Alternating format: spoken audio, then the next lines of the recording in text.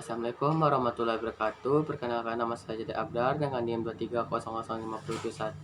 Saya akan membuat tentang video tanya jawab saya tentang ujian tengah semester sosiologi dengan dosen pengampu yaitu adalah Ibu Fevi Sunati MPD, di mana saya akan membuat video tanya jawab saya dengan kakak saya sendiri yaitu adalah Nadia Febiola SAG, dan kami akan memulai video tanya jawab tentang ujian tengah semester.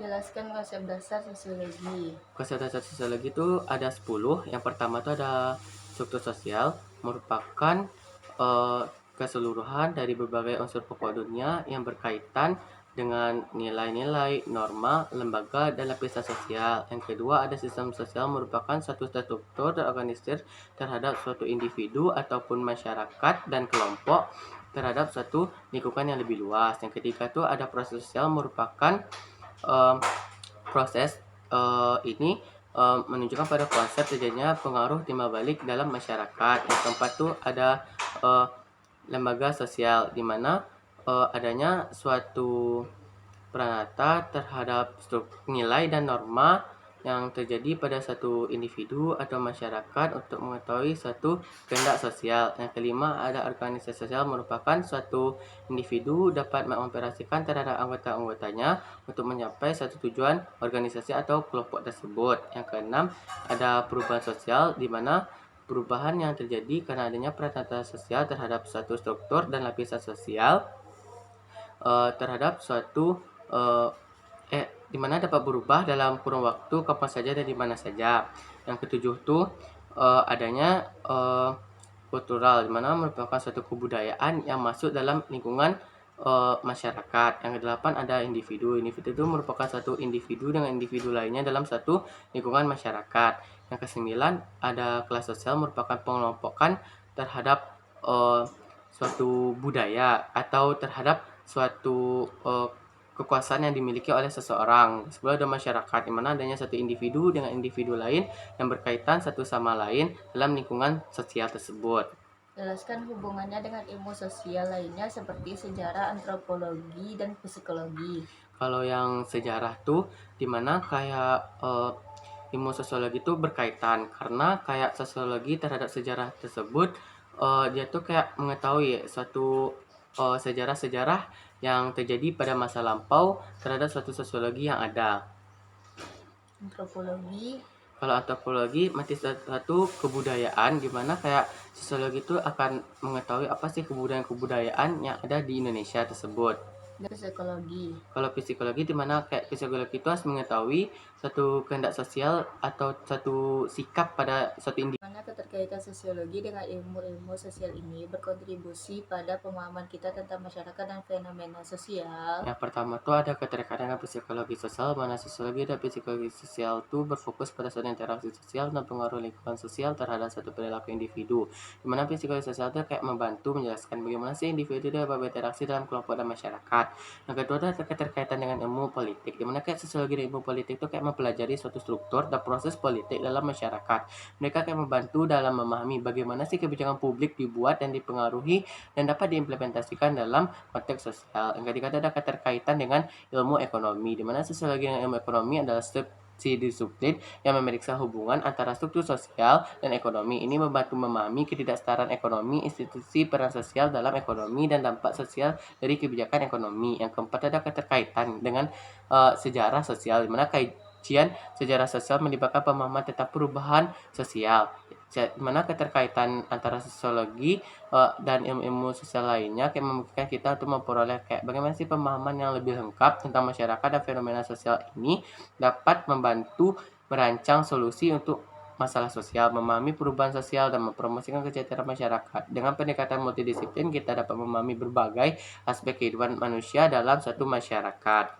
Ambil contoh sebuah studi kasus nyata seperti perubahan dalam struktur keluarga atau evolusi media sosial dan jelaskan bagaimana struktur dan proses sosial berperan dalam perubahan tersebut. Apa implikasi dari perubahan tersebut terhadap individu dan masyarakat? Di mana studi kasus perubahan dalam struktur keluarga itu tampil dari struktur sosial pada tahun 1950-an hingga 1960-an.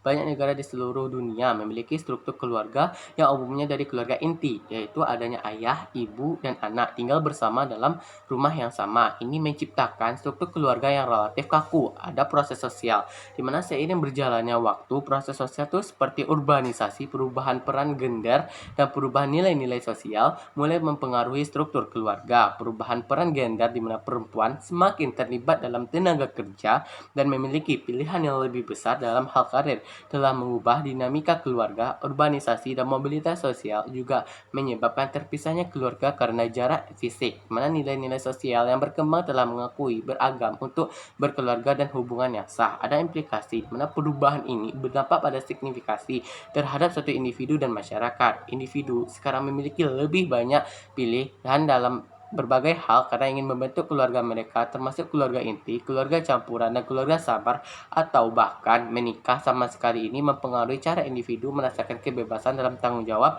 dan hubungan keluarga mereka. Di sisi lain, perubahan ini juga menciptakan tantangan sosial dalam hubungan keluarga, perawatan anak, dan kesejahteraan anak.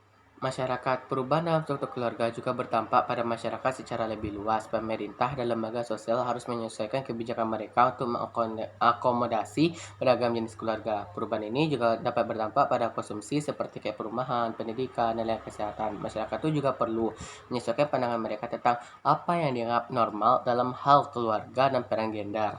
Ada perubahan struktural, di mana perubahan dalam struktural keluarga adalah contoh bagaimana sih struktur dan proses sosial berinteraksi dalam mengubah cara kita menjalani kehidupan sehari-hari. Hal ini menciptakan tantangan dan peluang baru dalam hal hubungan antar manusia dan kesejahteraan sosial. Mana kesimpulan yang dapat saya sampaikan yaitu perubahan dalam struktur keluarga itu mencerminkan kompleksitas interaksi antara struktur dan proses sosial, implikasi mempengaruhi individu, keluarga dalam masyarakat secara keseluruhan, dan memerlukan penyesuaian dalam kebijakan dan pandangan sosial. Apa yang dimaksud dengan masyarakat multikultural? Di mana masyarakat multikulturalisme itu merupakan suatu perbedaan terhadap struktur penduduk, di mana struktur penduduk tersebut memiliki suatu keragaman budaya, etnik, atau agama yang dimiliki oleh seseorang individu yang berbeda dengan individu lainnya. Jelaskan konsep dasar dari masyarakat multikultural dan berikan contoh situasi nyata di mana multikulturalisme situasi nyata memainkan peran penting. Selain itu, jelaskan implikasi positif dan negatif di masyarakat multikultural bagi integrasi sosial. Di mana masyarakat multikulturalisme itu kayak mengakui dan menghargai adanya satu perbedaan dan keragaman budaya dalam masyarakat. Konsep ini kayak mencakup berbagai aspek seperti nilai, adat, suku, bahasa, agama, dan sistem politik, dan lain-lain.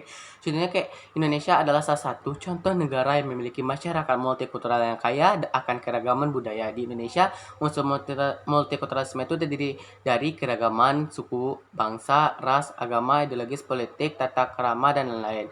Yang kedua, ada tujuan dari multikulturalisme adalah untuk menciptakan persatuan dan kesetaraan di antara berbagai kelompok budaya yang berbeda tanpa menghilangkan identitas dan kekhasan masing-masing. Situasi nyata di mana kayak multikulturalisme itu memainkan peran penting adalah upaya membangun toleransi dan kerukunan antar kelompok budaya yang berbeda. Contohnya itu kayak dalam upaya membangun kerukunan antara umat beragama yang berbeda di Indonesia itu seperti melalui kegiatan dialog antara umat beragama dan pembangunan tempat ibadah sama-sama digunakan oleh umat beragama yang berbeda-beda. Terus ada kayak multikulturalisme itu juga merupakan sebuah praktik yang mengimplementasikan konsep-konsep tersebut dalam kebijakan dan tindakan nyata. Praktik multikulturalisme itu dapat bervariasi bergantung pada konteks dan kondisi masyarakat yang bersangkutan. Terus adanya multikulturalisme itu juga memainkan suatu peran penting dalam suatu upaya dapat mempromosikan terhadap suatu kekayaan budaya daerah dan mempertahankan identitas budaya masyarakat. Nah, contohnya dalam upaya mempromosikan pariwisata budaya di daerah-daerah yang kaya akan berbudaya lokal seperti Bali, Yogyakarta, dan Toraja. Di mana kesimpulannya yaitu adalah masyarakat multikultural mengakui dan menghargai adanya satu perbedaan dan keragaman budaya dalam masyarakat.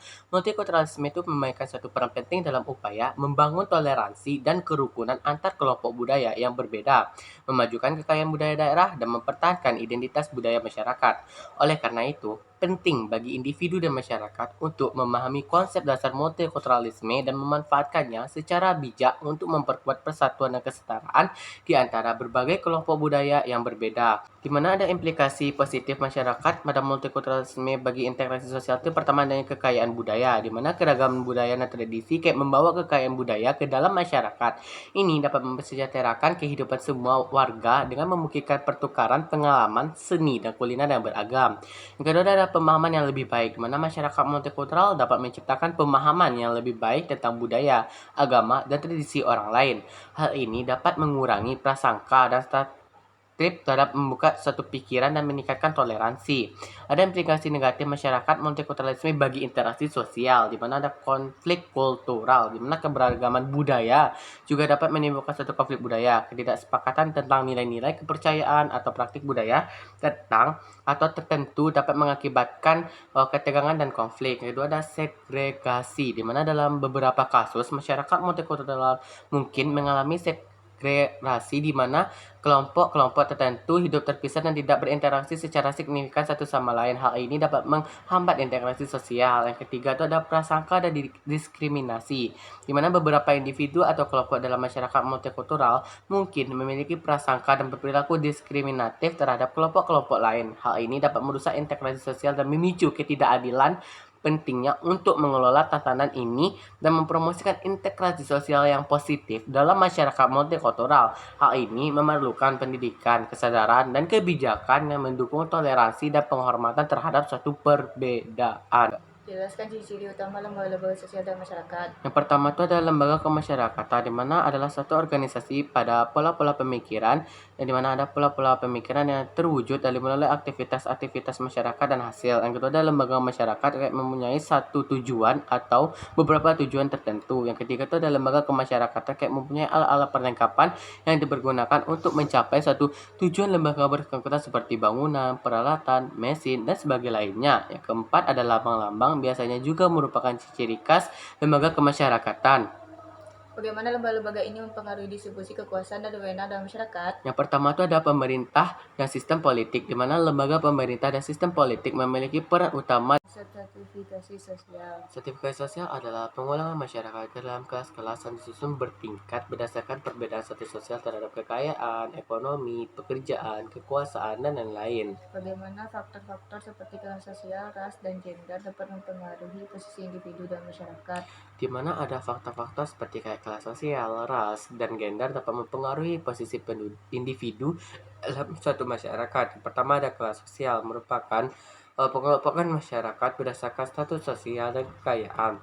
Kelas sosial dapat mempengaruhi akses individu terhadap sumber daya dan kesepakatan dalam masyarakat, di mana individu yang berasal dari keluarga yang status sosial dan kekayaan yang tinggi cenderung memiliki akses yang lebih baik terhadap pendidikan, pekerjaan, dan kesehatan dibandingkan individu yang berasal dari keluarga dengan status sosial dengan kekayaan yang rendah. Yang kedua ada ras, mana dapat mempengaruhi posisi individu dalam masyarakat, di mana diskriminasi rasial dapat membatasi akses individu terhadap sumber daya dan kesempatan dalam masyarakat. Individu yang berasal dari ras yang dianggap minoritas cenderung mengalami kesulitan dalam mendapatkan pekerjaan, pendidikan, kesehatan, dan baik. Yang ketiga ada gender, mana mempengaruhi posisi individu dalam masyarakat. Diskriminasi gender tuh dapat membatasi akses individu terhadap sumber daya dan kesepakatan dalam masyarakat, di mana perempuan cenderung mengalami kesulitan dalam mendapatkan pekerjaan yang setara dengan laki-laki, serta akses terhadap pendidikan dan kesehatan yang baik. Jelaskan juga tentang mobilitas sosial.